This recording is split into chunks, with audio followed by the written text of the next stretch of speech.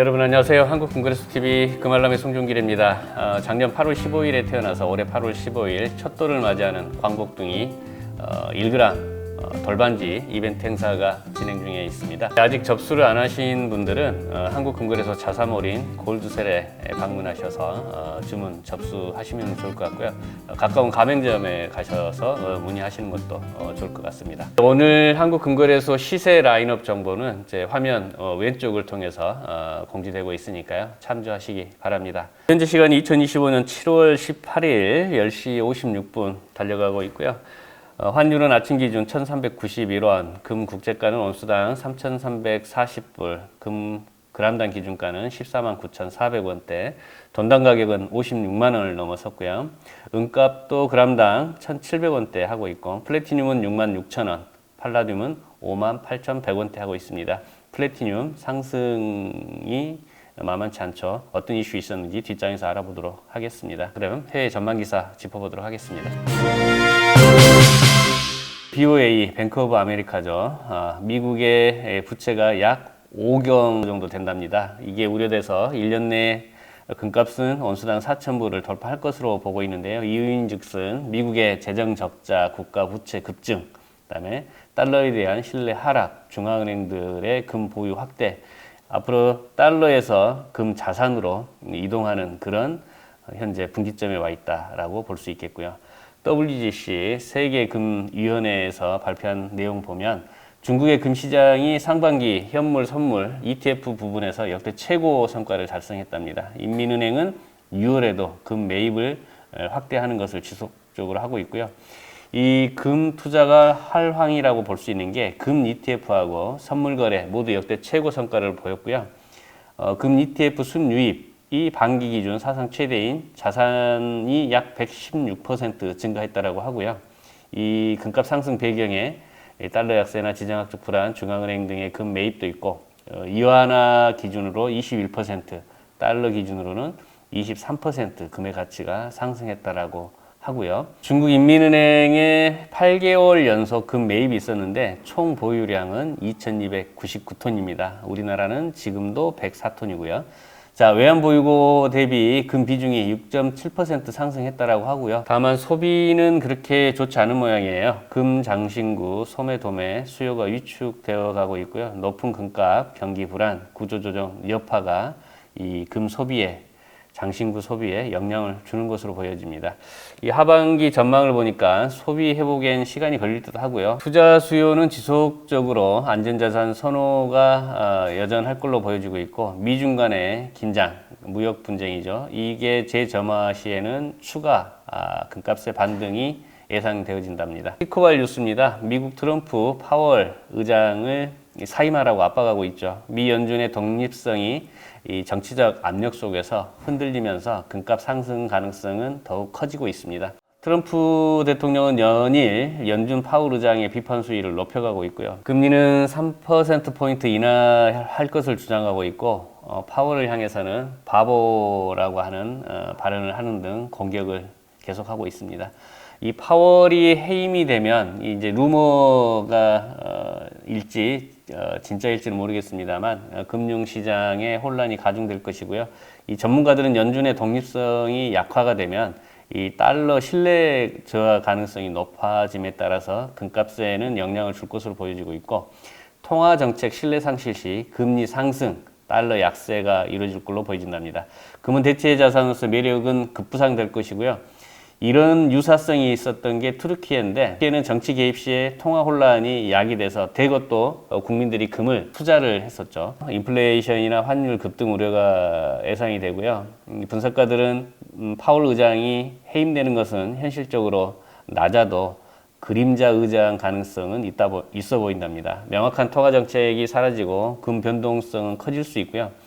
이 중앙은행들의 금 매입은 사상 최대치를 갱신할 것으로 보여지고 있고, 올해도 1,000톤 이상 추가 매입 전망이 되고 있고, 안전자산으로서 금 수요는 지속될 것으로 보여진답니다. WGC 세계 골드위원회가 2025년 상반기 금값은 26% 급등했고요. 지정학 경제 불확실성에 연말까지 여기도 온수당 4,000불까지 갈 것으로 전망을 하고 있네요. 이 미 달러 약세랑 미 금리나 기대, 지정학적 불안이 상승이 계속 견인될 걸로 보여지고 있고, 이 경제 둔화나 인플레가 지속되면 이 추가 10에서 15% 상승 가능성은 있어 보인답니다. 미 연준의 금리 완화가 금 투자 매력도는 높일 것이고, 금값 결정 변수를 네 가지를 나열했는데요. 경제 성장률 대 경기 불안, 금리 인하 대 인플레이션, 물가 상승이죠. 지정학적 리스크, 투자자 심리, 그다음에 모멘텀이라고 합니다. 중앙은행들이 이 달러 비축은 축소하고 금 비중을 확대하는 등 중앙은행의 금 수요는 구조적 장기 금값 상승을 견인할 것으로 보고 있고요. 결론적으로 금은 단기 피난처를 넘어서 포트폴리오의 핵심 전략 자산으로 각광받고 있고, 고물가 지정학 불안 시대에 금의 역할이 재조명되고 있다 해서 연말까지는 온수당 4,000불은 돌파가 가능해 보인다라는 신문 기사가 되겠습니다. 골드시크발 뉴스, 글로벌 중앙은행들이 최근 3년간 금 3,000톤을 매입을 했는데요. 올해 바젤3가 발효되지 않습니까? 이로 인해서 1,000톤 정도가 더 늘어날 것으로 보여진답니다. 1,000톤이 늘어나면 금값도 올라가겠죠. 2025년 중앙은행의 금 수요가 사상 최고 수준에 도달하며 금은 안전자산을 넘어서 글로벌 자산 다변화와 탈달러 전략의 중심으로 부상되고 있고요. 바젤3 도입과 달러 약세, 지정학 리스크, 제재 회피 수단 등이 복합적으로 작용하고 있는데요. 이 금이 중앙은행과 금융기관 모두에게 중장기 전략 자산으로서 자리매김하고 있다라고 합니다. 자, 이 부분에서 바젤3 다시 언급해 드릴 텐데요. 바젤3가 가장 큰 의미를 두고 있는 게 중앙은행들이 앞으로 금을 더 확대할 수밖에 없는 그런 구조거든요. 이 바젤3는 글로벌 금융위기 2008년도에 있었죠. 이를 계기로 해서 은행의 자본 규제 및 유동성 규제에 관한 국제 기준으로 이 금융 시스템의 안정성과 회복력을 강화하기 위해서 국제 결제은행 BIS 산하 이 바젤 은행감독위원회가 마련되면서 규제 프레임워크가 되겠습니다. 어떤 부분이 중요하냐? 금은 기존 티어 3, 그러니까 등급 3 자산에서 티어 1, 등급 1 자산으로 상향이 됐고요. 이는 금이 현금처럼 100% 가치가 인정되는 안전자산으로 제도적 이상이 격상되었다는 의미가 되겠고요. 원 등급의 이제 자본 비율을 늘릴 수밖에 없는, 그러니까 바젤3가 발효됨에 따라서 은행들은 이 자본 비율을 기존의 4%에서 6% 이상 상향을 해야 되겠고요. 이로 인해서 이제 금에 대한 수요가 앞으로 늘어날 수밖에 없다. 그래서 금값 상승이 된다. 이런 내용으로 이해하시면 좋을 것 같습니다. 금값만 봤는데요. 자, 은값 보겠습니다. 키코바, 러시아 중앙은행 공식 발표는 없는 비공식 대규모 은 매입으로 은값 상승을 견인했답니다. 2025년 은 가격은 14년 만에 최고치를 경신했는데요. 금보다 높은 상승률을 기록하고 있죠. 제가 앞선 영상에서 이 금값 상승률보다 더 초과할 것이다. 그러니까 차익 실현 그 규모가 금을 능가할 것이다라고 여러 차례 강조를 했었는데, 자, 지금 은이 금보다 차익 실현을 더 많이 발생되고 있다라고 보겠습니다.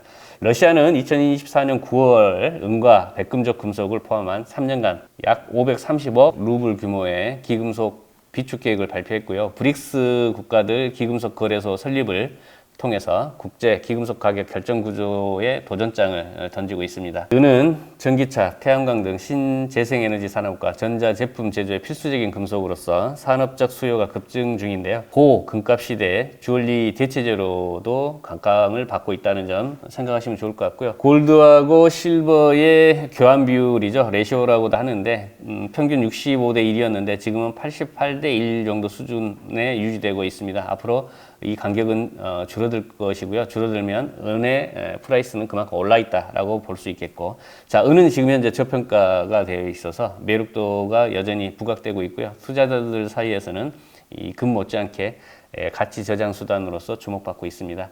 한국금거래소 실버 그래듈은 꾸준히 톤 베이스로 고객분들이 구매하고 있고요. 장기적인 관점에서 장기적인 투자로 현재 많은 분들이 전국 한국금거래소 가맹점을 통해서 매입을 하고 있다라는 점 강조드립니다.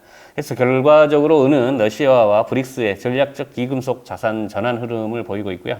산업 수요 증가, 저평가된 가치 이 세 가지 요인 때문에 중장기적으로 강세장이 본격화될 것으로 분석되고 있답니다. 다른 키코발 뉴스도 보면 은값은 기술적, 펀더멘털, 수급 모두 강력한 강세를 보이고 있으면서 이 본격적인 은값 상승세에 진입했다라고 하고요. 온수당 50불 돌파는 시간 문제라고 보고 있답니다.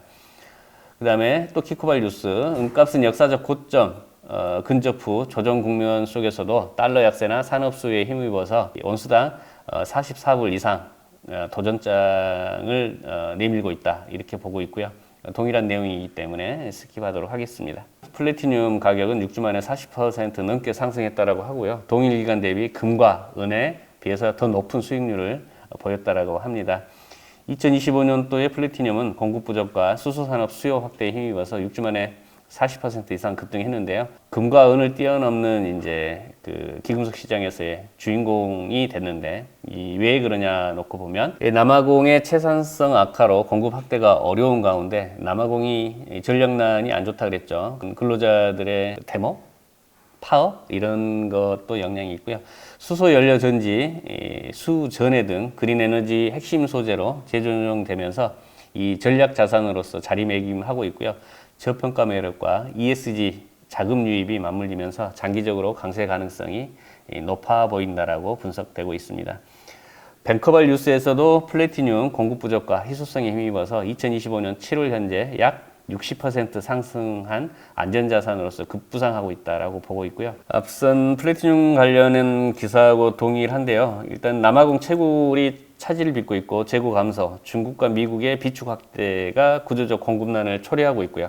이 저평가 매력과 중국발 실물 수요 증가가 수요에 견인을 하면서 중장기 강세가 지속될 것으로 보여진답니다. 팔라듐 가격보다 낮을 때는 자동차 촉매제로 또 대체가 됐었는데 오히려 또 팔라듐보다 높아버리니까 산업체에서는 이 원가 대응을 어떻게 해야 될지 고민이 클 것으로 보여집니다.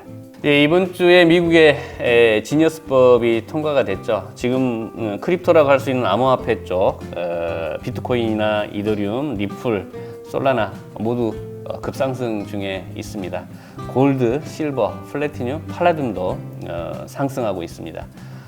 어떤 투자 시점에 대해서 고민하고 액션에 옮기지 않으면 이렇게 가격이 급상승할 때 다른 이들이 차익 실현을 도모하는 시점에 후회하게 됩니다. 무엇이든지 마음 먹었을 때 도전하십시오. 그렇게 해야지만 돈을 버실 수 있습니다. 자, 오늘 방송 이만 마치겠습니다. 감사합니다.